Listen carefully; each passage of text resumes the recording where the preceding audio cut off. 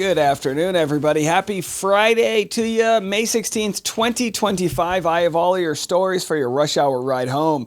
Now, I hope you got that big bonus today, or maybe you quit your job. I don't know what you did out there, but I hope you're living your life. In today's episode, we'll discuss Justin Bieber and the allegations that he's part of a cult, as far as a TMZ bombshell reporting.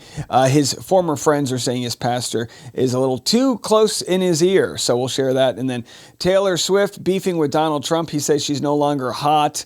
We'll share that story. And then more updates on the Diddy trial, as the first week is coming to an end today. We'll share just exactly where that trial stands. And then Billy Bush spilled some tea on one of his latest episodes of his show and talks about Blake Lively's witnesses, the ladies that are supposed to come stand by Blake Lively. Where are they? Will they be at the trial? He shares some new tea there. And then James Comey, people want him arrested for something he posted, 8647. What does that mean? We'll get into it. And then Bruce Springsteen, the boss in UK, calls out Donald Trump. Donald Trump then responds, as you could imagine, in kind, calling him out. So it's a battle of the boomers or whatever. I don't know. Is he a boomer or a silent generation? Who knows? There's nothing silent about him. Anyhow, I got all these stories and more for your rush hour ride home. It's happening right now on The Rush.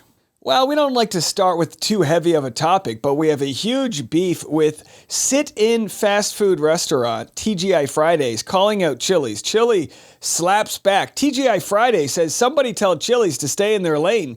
Y'all are not mozzarella stick people. We are. That's it. That's the tweet. And Chili's responds by bodying TGI Fridays, saying, at us next time. Also, we honestly didn't know you were still open. Congrats.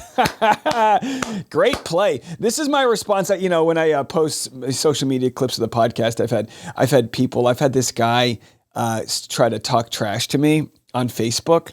And I played baseball with this guy like 25 years ago. And I was like, dude, honestly, I haven't thought about you in several decades, nearly a quarter century since I knew you existed. But thanks for watching the podcast, I guess. I think we could all use that level of sass. Be a Chili's. Congrats for still being out there. I was living my life doing the blooming onion or whatever the heck they have. Either way, I'm sure the food is garbage at both places. All right, let's jump into it. Justin Bieber, former friends say he's in a cult. Pastor too far in his ear. Here's what TMZ has to say.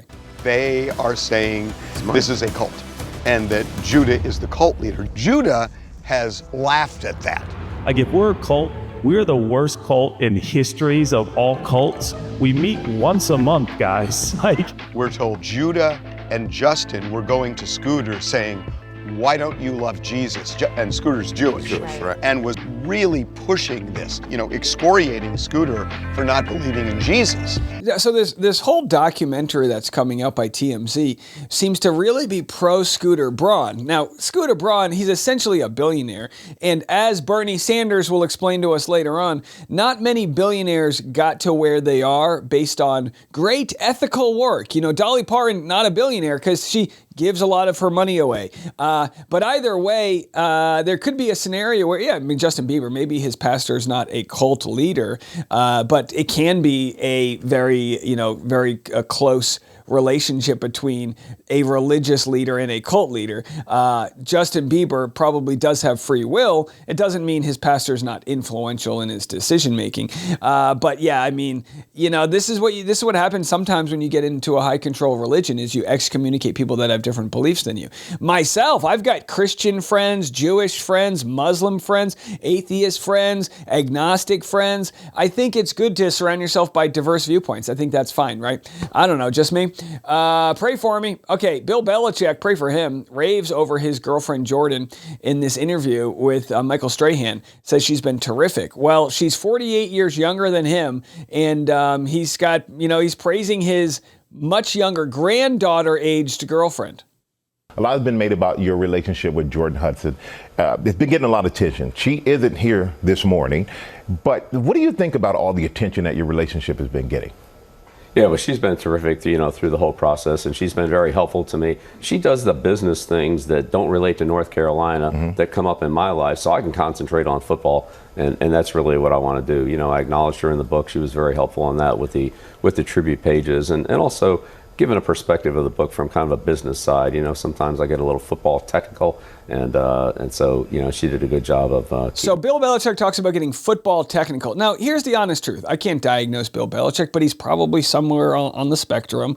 I think it's safe to say anyone who follows the New England Patriots knows that for about 20 years he was just a straight-laced coach, a genius at what he does, but he's got, in his way, poor social skills, whatever that is.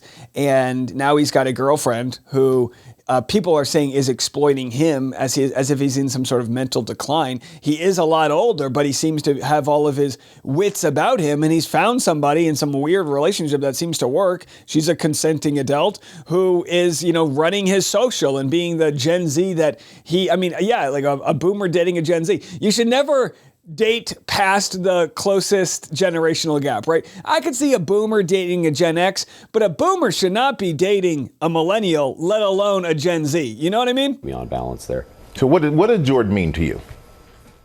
Well, we have good personal relationship, and I'm not talking about personal relationships, Michael. You know that. Okay, I know that, Coach. But I'm saying, are you happy? Yeah. When Bill Belichick smiles, that's like when your stern dad gives you a hug. I see Bill smile and I get happy because it's so hard to get a smile out of him. But he says, I'm not going to talk personal relationships. Michael Strahan says, are you happy? Yeah. All right, case closed. Or is it? You look happy. Yeah. I never thought I'd see you doing yoga. Only happy people do yoga, Coach. All right, he's happy. Who cares? He's doing yoga with his 50-year younger girlfriend. They're all adults. What do you want from them? All right, moving along. Chris Brown, charged with grievous bodily harm, will remain in police custody. So, covered this story the other day. It stems from a 2023 assault, really, where he smashed a glass bottle over somebody's heads. And Chris Brown will remain in police custody following his UK arrest. So he goes to the UK to do a concert, and I think as soon as he gets off the plane, they just slap the cuffs on him. And here we have consequences for your actions, which we don't always get in the United States, but it seems as though that's what they're doing in the UK. He'll get a fair trial, but they're not letting him out in the meantime. All right, Diddy in the news, of course, for his trial. Now, let me ask you guys a question. I have not been covering this too closely. Would you like, and I'm asking you on the podcast, audio, on the video, YouTube, leave a comment. I need to know what your thoughts are. Would you like me to do a deep dive and cover the Diddy trial? I'm considering doing a live stream this weekend where I get caught up. Maybe we talk to some people that have been at the trial and we try to get caught up on what's going on.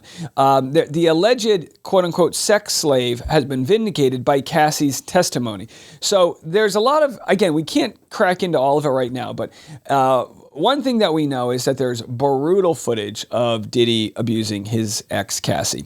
Then there's this, the topic of these freak-offs where there's been crazy accusations about these parties. It really comes down to, were they consensual adults or what? Well, this guy, I guess there's both audio and video that has come out of this guy that he's a male escort named Jonathan Audi. I want to make sure I'm getting this right. And a 2013 incident where she suspected Audi had recorded one of their freak-off encounters. In court, they played an audio recording of Cassie threatening a DJ she believed had possession of that video. Have a listen. I got along well with her, and I think she's a decent person. And unfortunately, I had a suspicion that she was in a situation that she was in, but I wasn't sure. And now I understand what was going on in her life and what was happening. And him beating her up in the hotel shows me the type of individual he is, and confirms that everything that happened to me was true. Now, there's people wondering, do the crimes meet the charges? Now, Diddy's a terrible person. As far as the video we saw of him, I mean, you should never lay a finger on another person, let alone an intimate part or let alone a woman. I mean, all of these things completely cross the line. There's also tons of accusations about him, coercing people and being in this power trip and control and drugs and all of that. And we're going to share more as the days go on about this trial. I don't have a strong opinion because I haven't covered it that closely. So let me know. I would love to do a deep dive just to get myself caught up, but I'd love to know if this is something that you guys have an appetite for. To be quite honest, one of the reasons why I haven't covered it is that it's just really sad. I mean, it's like a really bummer, obvious situation here. But either way, there's a lot more to come, and I kind of, even though it's a tough one, want to make separate content for it for those that do and can stomach it. All right, coming up next, Taylor Swift called out by Donald Trump. Okay, here we have Donald Trump saying Taylor Swift's not hot anymore, thanks to me. Here's what he actually said. Has anyone noticed that since I said I hate Taylor Swift, she's no longer hot?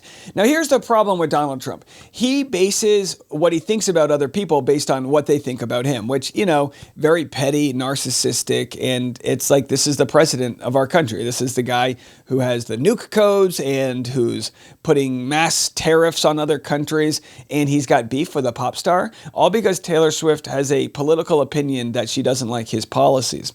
It's absolutely wild. And by the way, Taylor Swift is as hot as they come. Now, I'm assuming he's talking about hot as far as trending and in the news and not her physical looks, because that would be ridiculous if Donald Trump was talking about Taylor Swift's physical looks. So to give him the benefit of the doubt here, is Taylor Swift hot? Well, she has ended a 2-year stadium tour.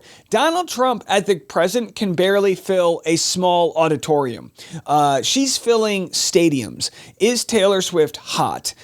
When she performs in any given town, in any given part of the world, she increases the gross domestic product of that town and of that state. To say in short, mayors and governors beg her to perform in their cities and states. That's the Taylor Swift effect. Is she hot? Like magma, she is hot, whether people enjoy her music or not. Well, she's in the other news. My home state of Rhode Island, authorities make a grisly discovery near Taylor Swift's Rhode Island home. Now, some people are trying to put this story together as if there's, more to it. And trust me, there's more to it. It just doesn't involve Taylor Swift. A human leg bone was discovered in Westerly on Wednesday, 9:30 a.m. near Everett Avenue, not far from Swift's famed holiday house that she sings about in her song, The Last Great American Dynasty.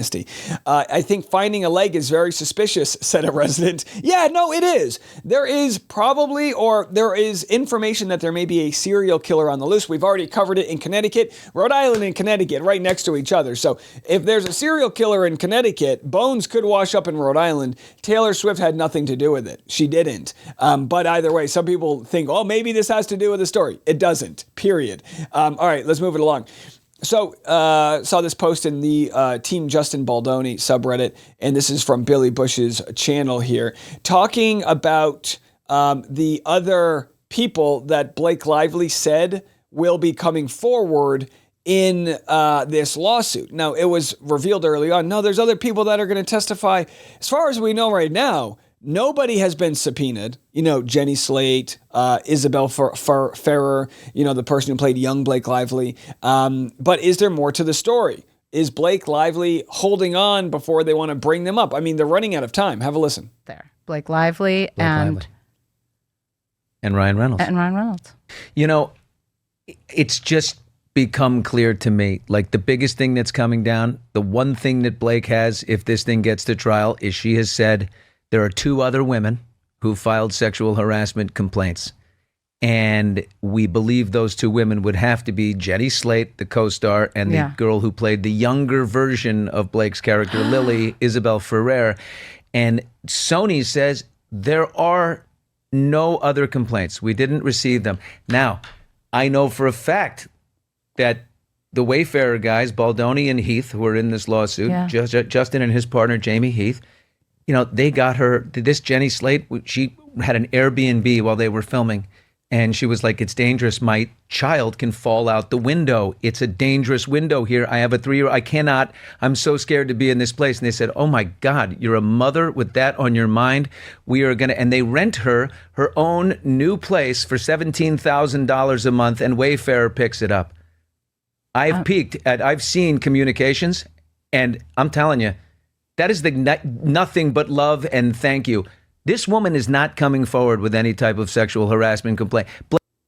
So yeah, and I don't know if Billy Bush has seen anything we haven't seen, but it's a big nothing burger. Now, the only new information that I'm seeing here is the reason Jenny Slate didn't like the first apartment was due to a window that's not suitable for a toddler, which I 1000% understand having a baby. You gotta look at a place and go, what can my baby touch? What can fall on him? Is there a mirror? Do I need? It's because trust me, your baby will find the thing that can fall down onto it. If it, you know what I mean? They're just constantly looking for ways to hurt themselves.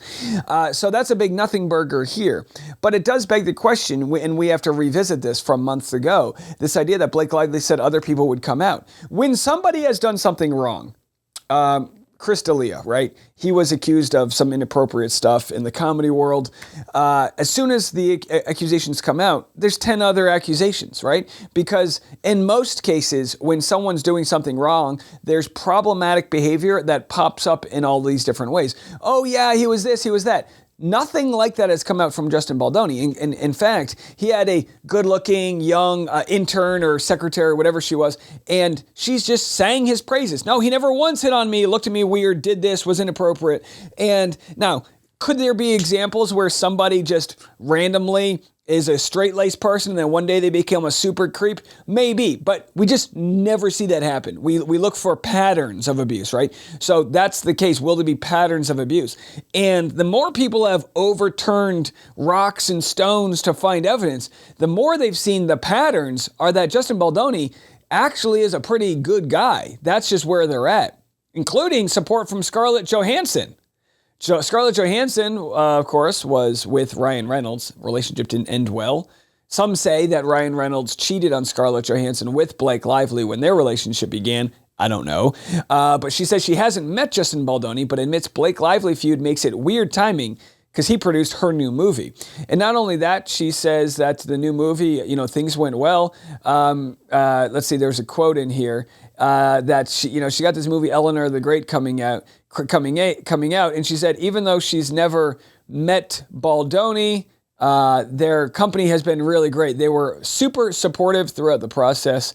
Yeah, such weird timing. So again, we're not getting anything public from Scarlett Johansson, although we have seen several shady jokes made at Blake Lively from the Weekend Update desk. Scarlett Johansson, now married to Colin Jost, head writer of SNL. So there are your updates. Now, are we grasping at straws here today with the Blake Lively news? Sort of. I mean, it's a crazy week. We had a crazy week where Brian Friedman releases this bombshell information that he's got a source that says Blake Lively tried to extort Taylor Swift. The judge kicks that out of the docket because it has to do with a different court case in Washington that's kind of parallel to this. But people are wondering, is this Brian Friedman airing out Taylor Swift's dirty laundry?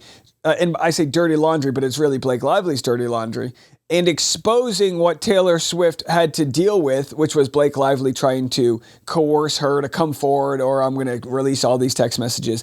Is this somebody in Taylor Swift's camp letting the cat out of the bag so that the relationship is so completely severed between Blake and Taylor that Taylor now is okay testifying? That would be insane. Now, testifying in this case won't help Taylor Swift at all unless she's a victim of Blake Lively, and she unequivocally explains that to the court and says, yeah, I was doing my best. I had no idea. I was just supporting my friend. And then, she wanted me to support her publicly, but the information didn't line up, so I didn't want to do that. And she was threatening to air our text messages. At this point, the only thing keeping Taylor Swift silent is seemingly whatever blackmail Blake Lively might have on her. And, is it bad for her brand? At this point, I don't know. I think Taylor Swift is still hot enough that she can deal with it. Yeah, that would be a new Taylor Swift song. Hot, ? I don't know. Either way, weird times. All right, we're going to dive into some interesting political stories here as James Comey makes threatening post against Donald Trump. Did he, though? Here's what they are saying. Have a listen. Yes, this is a Fox News alert. Disgraced FBI Director James Comey making a threatening post against Donald Trump tonight as the president is overseas. Fox's Peter Ducey is live from Abu Dhabi with all the details. My goodness, Peter. And Laura, the real head scratcher about this very serious topic is that James Comey wants us to believe, and we have this photo here, that he saw a cool, these are his words, cool shell formation on my beach walk. And the cool shell formation, according to the person who used to be in charge of the FBI, shows shells in the shape of 8647. 86 is common restaurant lingo, of course, for denying service to somebody. But after about 30 seconds of Googling, you can see that a good chunk of people all around the world also associate 86 with meaning to kill somebody. And this is the big argument. People, and again, I think if you're James Comey, posting something like this isn't productive. It's like, say what you mean and mean what you say. With that said, 86 working in the film world means get rid of. 86 this, get this, 86 this out of the way. And it just means get it out. It doesn't mean kill. Could it mean that? Maybe. But if you were to publicly say, I think we need to get rid of Donald Trump, so you could make the case, do you mean kill him? No, I mean, like, we should, impeach him. We should get rid of him from office. That's what. So it's very interesting because I'm not defending James Comey, but I am saying how wild it is, how quickly the Republican Party can come together and assume he means something. There are so many big things going on with our country right now where the Republicans are very silent about, gutting Medicaid and things like that, where people will actually die.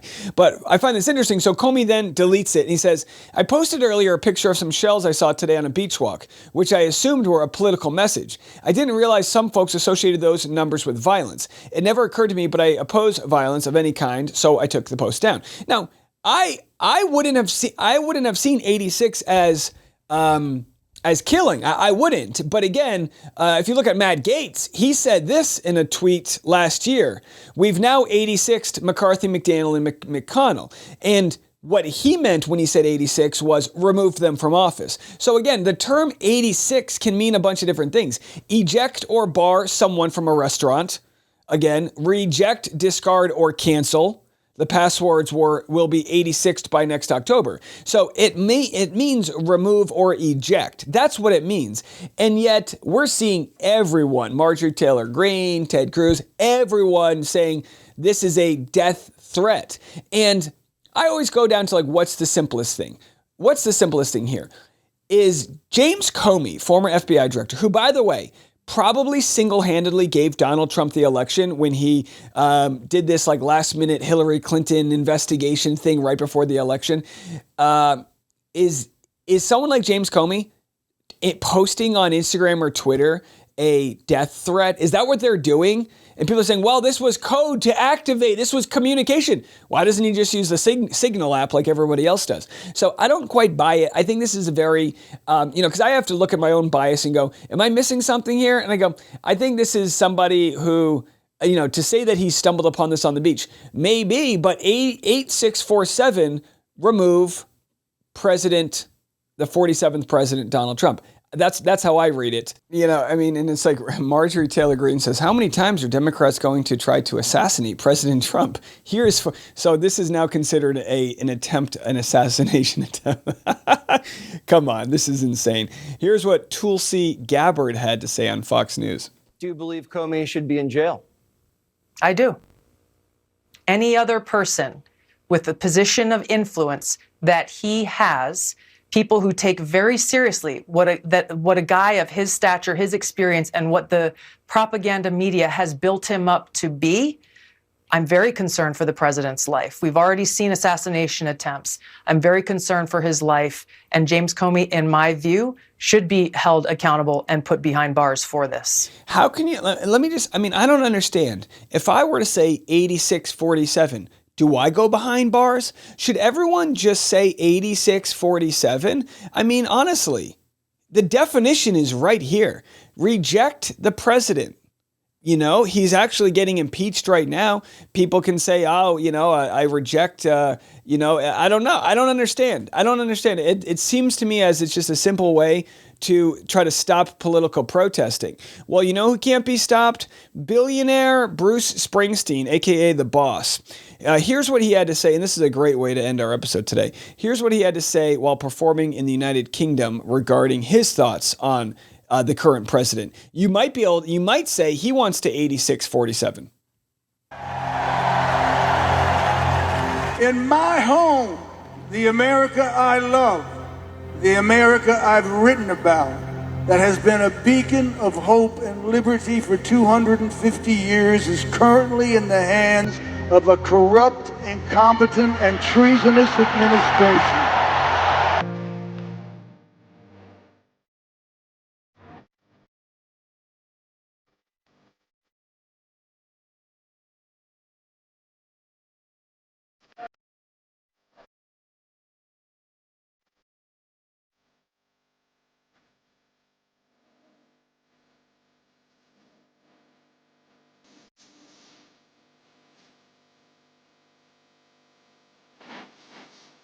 Wow.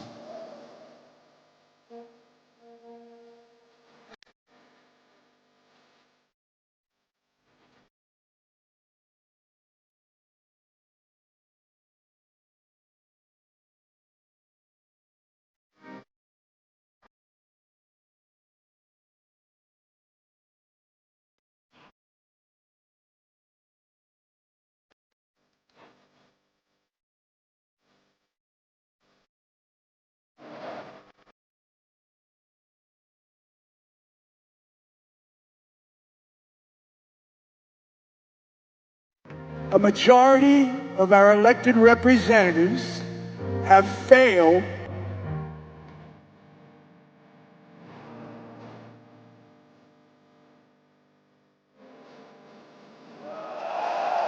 They have no concern or idea of what it means to be deeply.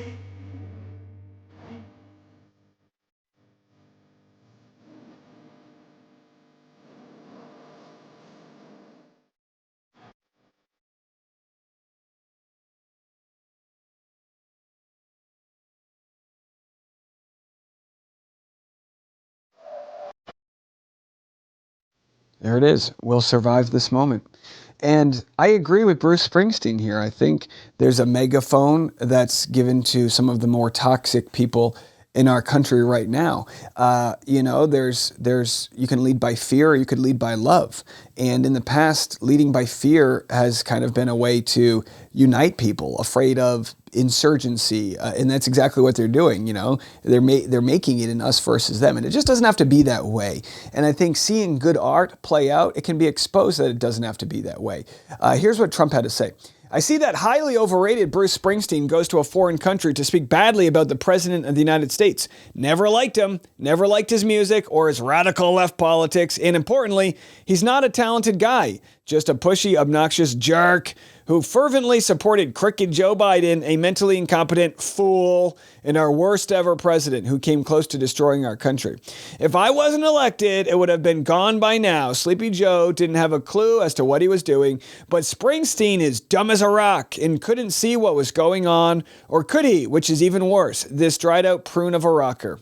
So there it is, Bruce Springsteen worth $1.2 billion after selling his catalog for $500 million several years ago. I generally say I don't love billionaires, but there are some billionaires that have made their money through art where they didn't exploit people through a monopoly of a railroad system or, a business tycoon where they're, feudal society landlords where, they're, leeching off of other people. It's like he made his money because people wanted to buy tickets to his shows and see him perform. And, hey, I hope he does good with it, and I hope people like him get taxed accordingly. I think billionaires should get taxed at an extremely high rate because not everyone can be so lucky and so talented to hit the lottery the way he has. But with that said, for him to use his platform and not fade silently into the night, but use it to speak truth to power, that is the type of, I'll tell you this right now. When I get in my car later today, I'm putting Bruce Springsteen on. That's what I'm doing today. And I'm going to rock out, and I hope you guys can too. Now, normally, you guys know this. When an episode's over, I like to, on a Friday afternoon, I like to say, hey, go tell your boss to go F themselves, right? It's just a joke. It's all fun. But that's the boss. We're not going to tell the boss to go F himself. But I wanted to play this TikTok for you. School is over for a lot of people today. And we have a great moment here where it appears as though a first grader is hyped up and he's done with school and he ain't apologizing to nobody. Have a listen to this. It's over, baby! It's over! First grade's in the book! And that's the bottom line! Because Stone Cold said so! Somebody give me a hell yeah! So there, there he is. Of course, Stone Cold, the wrestler who cracks a cold beer and drinks it. Now we have 100% whole milk being cracked over this kid's hair. And now listen, I'm not going to go tell the teachers to go F themselves. We love teachers. Teachers, go have a margarita. Enjoy summer. And let's all collectively get together and say, let's tell the school year to go F itself. It's summer, baby. Let's have some fun. Everyone have a great weekend. Do something I wouldn't do and then some. And we'll see you first thing Monday morning. And check the YouTube this weekend. We'll probably have some live streams going on. So we'll see you there. Double check. Make sure you're subscribed. Have a fantastic one. You spread love, not hate. That's the best we can do right now. We'll talk to you later. I'm Dave, and this is The Rush.